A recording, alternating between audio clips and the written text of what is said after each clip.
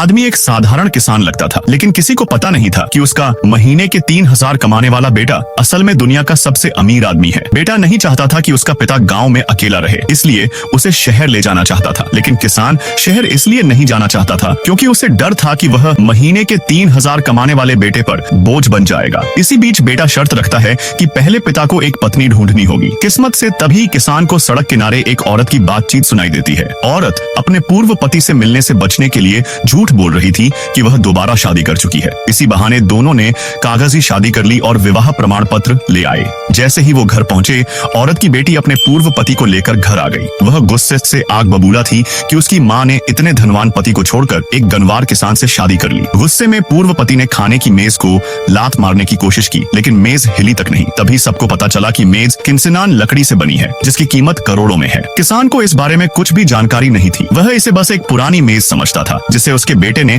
कबाड़ से खरीदकर घर लाया था। पूर्व पति और बेटी इस मेज को हड़पना चाहते थे और 10 लाख की कीमत लगाने लगे, लेकिन औरत ने तुरंत सच बताया कि यह मेज करोड़ों की है। किसान ने सहज भाव से कहा कि अगर औरत को पसंद है तो वह इसे मुफ्त में दे सकता है। यह सुनकर पूर्व पति जल भुन गया और घर की दीवार पर लगी पेंटिंग को फाड़ने दौड़ा। तभी पता चला कि वह असल में शू बेहोंग की मूल कृति थी। यहाँ तक कि घर के बिजली के स्विच और प्लग भी शुद्ध सोने के बने थे। अब औरत भी दंग रह गई। एक साधारण से किसान के घर में अरबों की संपत्ति बिखरी हुई थी, मगर किसान को इसका कोई अंदाजा नहीं था। औरत ने ठान लिया कि अब वह इस आदमी का साथ नहीं छोड़ेगी, लेकिन पूर्व पति यह सब बर्दाश्त नहीं कर पा रहा था। गुस्से में उसने करोड़ों की पेंटिंग फाड़ दी और धमकी दी कि अगर औरत ने किसान को नहीं छोड़ा तो वह उनकी जिंदगी तबाह कर देगा। किसान मासूमियत से सोचता था कि उसने इतनी मुश्किल से अपनी पसंद की औरत पाई है तो क्यों छोड़े। तभी पूर्व पति ने अपनी ताकत दिखाने के लिए गुंडे बुलाने की कोशिश की, लेकिन जैसे ही उसने फोन किया, पूरा गांव सास हरकत में आ गया। असल में उस गांव के हर निवासी अरबपति व्यापारी थे, पापी थे, जो किसान के अमीर बेटे की इच्छा से गांव में सादगी भरी जिंदगी बिता रहे थे। किसान को छोड़कर हर कोई सच्चाई जानता था, और जब किसान ने पुराने पीतल के घंटे बजाए तो पूरे गांव के लोग उसकी मदद को दौड़ पड़े। इस दृश्य को देखकर